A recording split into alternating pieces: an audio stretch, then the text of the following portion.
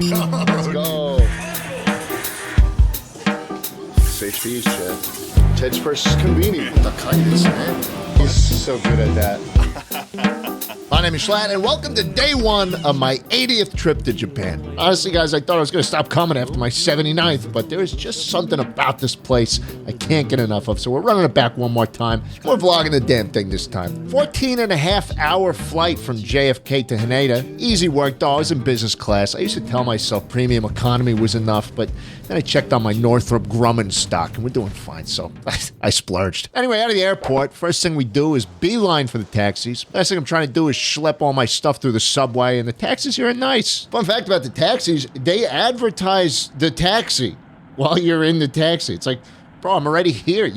You got me. Right? Like, there's nothing you can upsell me in a taxi unless the driver starts jerking me off or something, which, for the record, I would not enjoy. Anyways, I'm in Tokyo for a couple days before my next stop. Here's the hotel we're at, Aoyama Grand Hotel in the Harajuku area. This place actually really impressed me. Big, nice bed and a cool view. For whatever reason, you can't get out here, which is a little confusing to me because it looks like you can. Like, this looks like a sick balcony situation, but it's not. Fully stocked fridge. Everything in here is complimentary, which is a huge W. It always pisses me off when I'm out of place, especially somewhere nice, and the fridge charges you $10 for like a goddamn ginger ale. It's got the sensors in it. No, fuck that.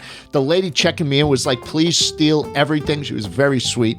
It was great. Bathroom's also pretty nice in here. Bath and shower in their own little area. The shower's a little difficult to figure it out, but I got it eventually. And the solitary shitter in here with the big, beautiful bidet. We'd love to see it. Yeah, bring my own pillow. It's this really soft one I got from Muji. I do not fuck around with sleep. I also bring my big-ass noisemaker all the way from home, too. If it doesn't sound like I'm in a wind tunnel, I am not going to fall asleep. I need to drown my internal monologue out. Anyways, tonight I'm off to hang with my best British friend, Sea Dog VA, and we're loading up on me. Salt. Can you pass the salt, please? please? This is not like a British person, extremely British. Like, I'm not Salt. British. Salt. Pass the salt. Give us the salt, love. Yeah, I'll fucking take it. Why not? I wound up vomiting shortly after that clip. Sea Dog lives out here. He's about to do this big cycling event soon, which naively I agreed to do part of it with him, but we got a couple days till then, so I'm gonna, go out and get some drinks around Shinjuku. Fuck, I love this area. I love that there's just streets you can walk around with no cars. You can open carry beers around here. The drinking culture is just better here.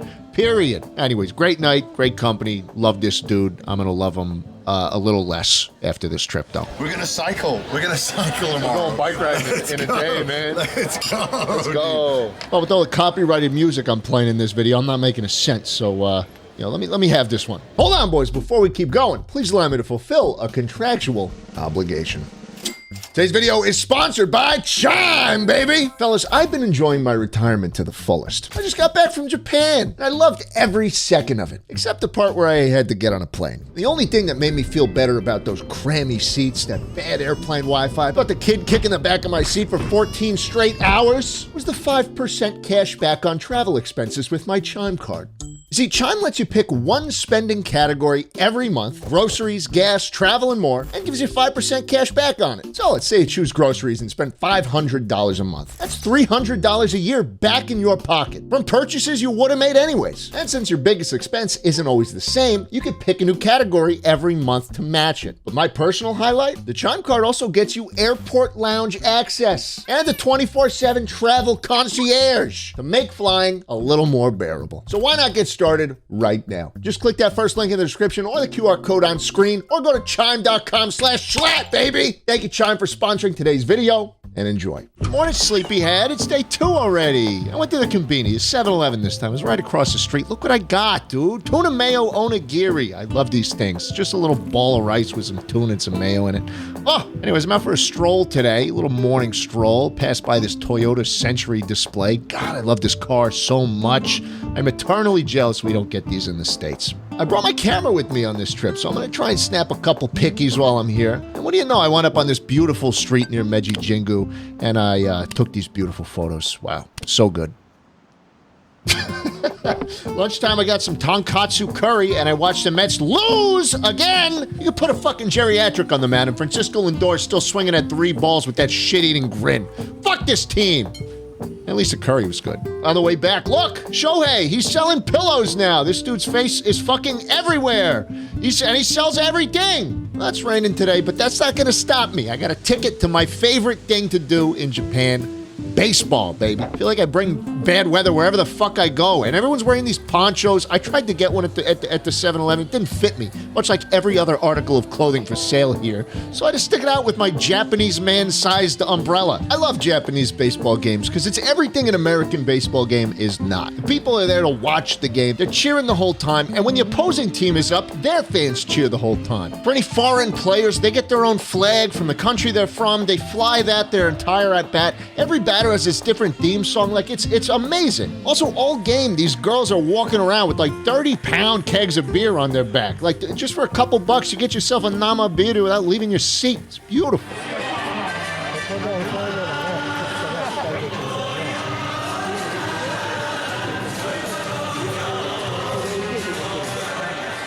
I met this old guy sitting right next to me. He spoke nearly perfect English. We talked the whole time about Japan and the U.S., and I asked him his name, and he said it was Jack. And then when I repeated Jack back to him, he started laughing hysterically. I don't know what that meant, but my day was made infinitely better by this random baseball fan. Thank you for talking to me. These fries were bullshit. Anyways, after the game, I walked to one of my favorite restaurants in all of Tokyo, Kaiten Sushi Ginza Onodera, which is basically like one of those revolving sushi places, but a little upscale. Place was packed. It had a 1.5 hour long wait. So, I had to head back to the Family Mart and get a little pre-game. Here we go. We got a beer, we got an onigiri, and we got one of these anti-hangover drinks because I'm going to be getting a little sloppy in the restaurant. You're supposed to drink these before you start drinking, and it's supposed to help you the next day. I don't know. I think it's bullshit, but it tastes fine, so, might as well. And in the restaurant, it was just gluttony on a level not seen since the Bible. Like actually, just boom, boom, boom. So fucking good. It's incredible. And then the ice cream came, and then they had a little waffle thing on the bottom of it. It was delicious. Such a good place. Come early if you want to eat there at all. Well, today's Easter, so you might as well go to church, worship the Lord and Savior. This is St. Mary's Cathedral in Tokyo. Probably the strangest looking thing I've ever been in. The mass was nice. It was entirely in Japanese, which, I don't know what I expected, but they were handing out these mass translations at the door, and I followed along as best I could. Dude, I like going to church, man. I really do. It's one of the places I feel like I can just kind of relax, and my mind quiets down, and I'm able to, think things through in ways that I'm not really able to in the day-to-day, especially in a city and fucking a world as crazy as this one. After the mass, I sat down at this nice little park with my Diet Coke, and I just enjoyed myself for a little bit, This park was great. I walked around it for a bit. It was right on this canal, and all the cherry blossoms were falling right into the water. And I just soaked it all up for a while. What a fucking treat, man. Sunday mornings do not get better than this.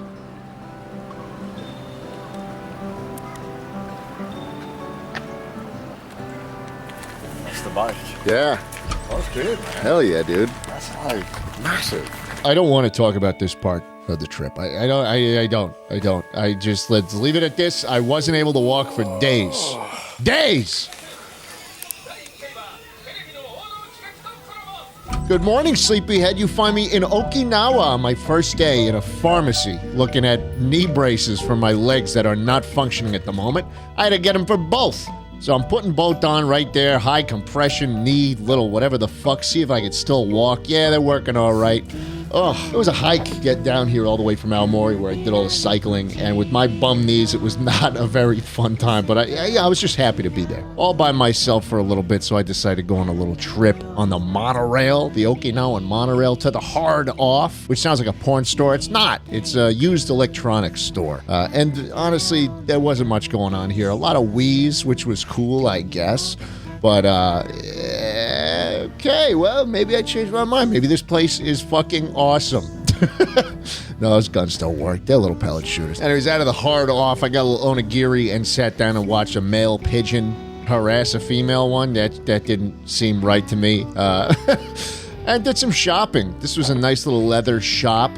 Had a nice little passport thing I considered buying. And another shop with some homemade goods. Pretty nice. Little picture frames and clipboards and mirrors and what have you. Pretty. It was a Snoopy surf shop. I went in there. Everything was expensive, even by like American standards. It felt like a tourist trap. Cool car. They also had these bottles of sake with these snakes in them. I did not wind up trying it. I was a little too freaked out by the whole ordeal. Decided to chill in front of a Lawson for a bit before my company arrived. Oh my goodness, this whole little area of Okinawa was so cute. And I got to relax the legs a little bit. Oikos Pro, little fucking protein milkshake. What is this, bro? Craze has gone way too far. Little pork sando that says 100 yen, that's like 50 cents. And a donut. Why not? Jesus, the fucking convenience store food is so good here, it's ridiculous. In the Lawson, I also got a little cooling body mist. Let's see how it works. Let's see how refreshing. Let's see how refreshed savor I feel after this.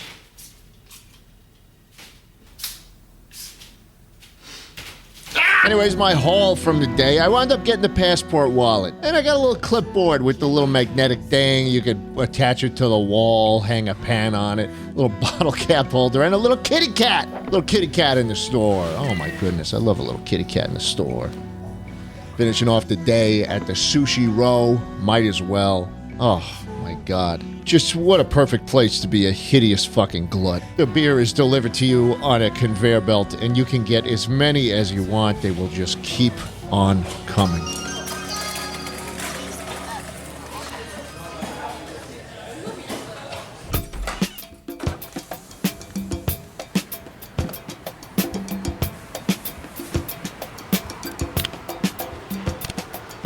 Well, today's a big day. My friends are coming in. Finally. We got Chad from Cold Ones, How To Basic, and my good old pal, Ted Nivison.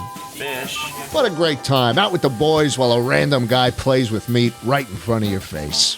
Okinawa is a damn good time. They got this ice cream company called Blue Seal, native to the island, with this unbelievably good salt cookie flavor. Slightly salty vanilla ice cream and cookie bits throughout. We wound up going back to this place again and again and again. It's some of the best ice cream I've ever had. After that, we headed to a craft brewery, got some Namabiru, and went for a walk to, burn off the calories. There's a lot of kitty cats in Okinawa, I've noticed. A lot of them not really too trustworthy, of the tallest people they've probably ever seen. Don't blame them. And I took Chad back to that leather goods place I got my wallet at, and what do you know? He got one too. Now everyone will know who it belongs to. Hardly a minute goes by with Australians without stopping for some kind of alcohol. So just like that, we found our way back into another bar. I got myself a nice old-fashioned. Love to see it.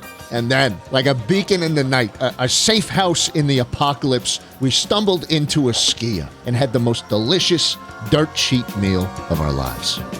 That was a $30 meal. Yeah. 3 full plates of food, 2 side orders of 6 pieces of karage, essentially 6 beers. Really makes you wonder what went deeply wrong with every other place on the planet.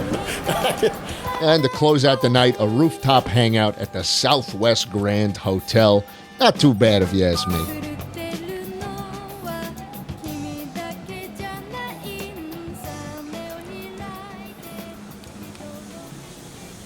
Just a Saturday night for him. All the drunk people come by.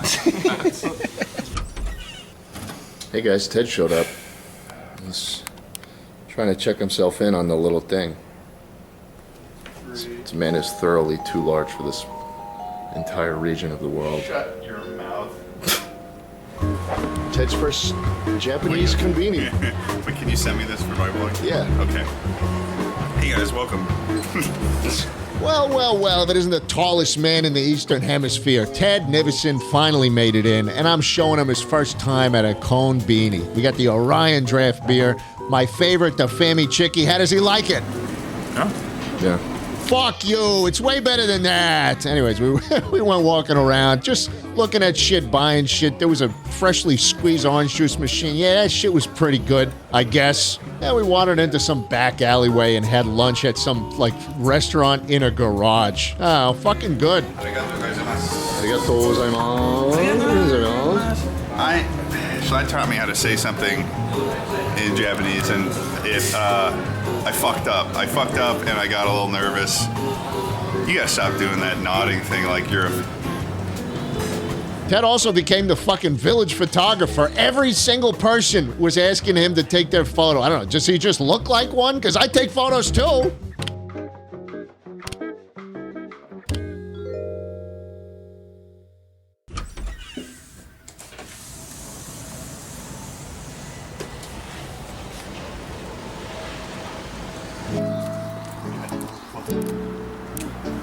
Sorry, man, I didn't think this would actually be a hike. You fucker. Today we're leaving Naha. That's the main area of Okinawa, and we're headed up north. So I picked a couple spots along the way, and we're hitting them. This was a nice little slide. We were a little too big. And we had the A&W restaurant, which was so cool. Just a retro-inspired restaurant from A&W, the makers of the root beer. Apparently they got these in Canada. I've never seen one in my entire life, but we had to go. And it was cool. Standard fast food stuff. But they had the root beer float, which was obviously the highlight of the meal. The rest of the stuff was kind of mid. Dare I say kind of bad, actually. This burger was certainly nothing to write home about. And then we went to this place called American Village, which was apparently supposed to look like America. I don't know, kind of looked like Disneyland to me. There's some good food, some cool shops, so it was a good time. I know them, I feel like. This was the tallest fucking ice cream cone I've ever seen. ちょっと高いですね。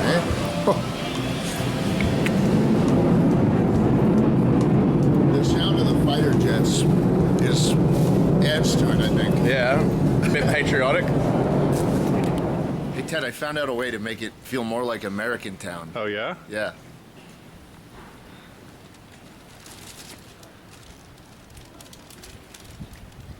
I get I'm doing a bit here, but why the fuck do I look like that? We gotta hit the revolving sushi for Ted. He's never been before, so this was a religious experience. Once again, we loaded up on as much sushi as we could handle. Look at this wreckage, bro. And of course, the ice cream binge continued. This time some salt-flavored ice cream and a little biscuit cookie thing. Oh my God, they got it figured out here, bro. But that was it for our time in the city. We packed our bags, we piled in the car, and we headed up north to the place I've been waiting to go to all week.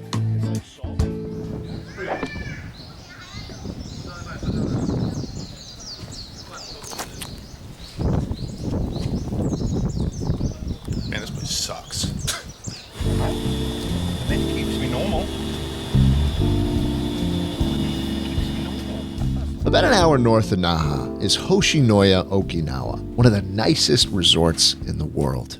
No, certainly one of the nicest ones I've ever been to. There's only a few things in this life that I genuinely love spending money on, and hotels are one of them, man. Being able to treat my boys to a private villa is just such a privilege. Having a place to crash that is genuinely beautiful and not just a bed and four walls, I think it makes all the difference for me. And I think it was always the missing link in the trips I used to take. Because, yeah, it's fun to speed run everywhere you visit, to do all the things you saw in the YouTube video. Holy shit, look how beautiful this fucking room is. To do everything you saw, right, and to eat all the food and to soak in the craziness of a completely new place. And maybe, just maybe, it's my increasingly old age on this, but it's also fun to do jack shit. You know, to get a bunch of beers from the convenience store and to drink them in front of the ocean. This place was an absolute treat. What a privilege, honestly. And after we checked in, we took the buggy all the way back down to the main area of the hotel and had dinner in front of the water. That East China Sea looking as good as it's ever looked. And we sat down, and with a completely straight face, Chad goes, "Tell them to bring out the whole ocean." And you know the crazy part? They fucking did. Tell them to bring out the whole ocean. I got a filet mignon. It came out on this hot plate, still sizzling, cooked to perfection, delicious. Smorgasbord of sides to pick at as well. And as the sun was setting, I couldn't help but feel this deep sense of appreciation for the trip and for the company. You know, Ted was able to make it out here on a moment's notice, literally a couple days. How to basic. I mean, he made that hilarious video called How to Feed a Baby. And Chad for peer pressuring me into drinking all those delicious beers. I mean, what better group of guys could I have for this trip? Truly a blessing. Shortly after, we got wasted in the pool. Oh, it's cold in here. All right. Well, today's my last day in Okinawa. And to escape the heat, the boys and I decided to go underground. That's right, Cave Okinawa was the first place on the agenda. This is basically just a cave that they threw some Philips Hue strip lights in and called it a day. It was cool, but kind of sketchy as hell, and I couldn't help but think about how big my settlement would be if I kind of slipped and snapped my shin between the stairs. Nah, I'm just kidding. It's just a lot of steps. My fucking knees still hurt. Back in the car, our next stop is Todoroki Waterfall Park. This quaint little park next to some big rocks and a little waterfall falling from all the way top. His stream wasn't doing so hot, not gonna lie, but nevertheless, he was persevering, and I couldn't help but feel a little bit inspired by all of it. We hung around the park for a little bit, soaked it all up, and then we head to the island's pride and joy, Orion Happy Park. Basically where they make all the beer here. We got the full tour of the factory. These guys got to drink as much beer as they wanted while I watched, because I had to drive. And our final stop of the trip, the Okinawa Churaumi Aquarium. This part's pretty self-explanatory, guys. It's a bunch of fish in a tank. What was really on my mind was how amazing this year has been. It's been about 9 months since my YouTube sabbatical, since taking off from my main channel to refocus, to take care of myself. My resting heart rate is down 20 beats per minute. My blood pressure is down. My cardiologist loves me. And most surprising to me, I'm going on these incredible trips and not thinking about work the whole time. It's crazy that that's the most surprising thing, but it really is. Like, I've always been a very left-brained person. And while YouTube was always this creative outlet for me growing up, everything changed once it became a viable source of income. And over the course of 7+ years, I managed to sap away all the passion I once had for it. To be honest with you guys, I don't know how much of it's going to come back. I don't know. I think that life changes and people change, and maybe what I need in life is a whole nother set of goals. But at least in the meantime, I'm keeping busy. I'm checking stuff off the list. I'm doing these fun little side projects. I'm the voice of Caboodle on Gameoverse. I just got up in front of 1,400 people in New York City and did a comedy show. Like, I'm spending less time thinking about numbers and money and analytics and looking out the balcony of my hotel before my flight. I see this little black cat, this stray black cat, right next to a fucking orange cat, my little Jambo, waiting for me. They're calling me back home, man. I knew it was time to go. What an amazing trip. While I've realized that life never really slows down anymore as you get older, if you surround yourself with the right people and you take good enough care of your body and your mind, and you sprinkle in a couple nama birus with the boys here and there, yeah, it doesn't slow down. But it can certainly get a whole lot better. Thanks for watching.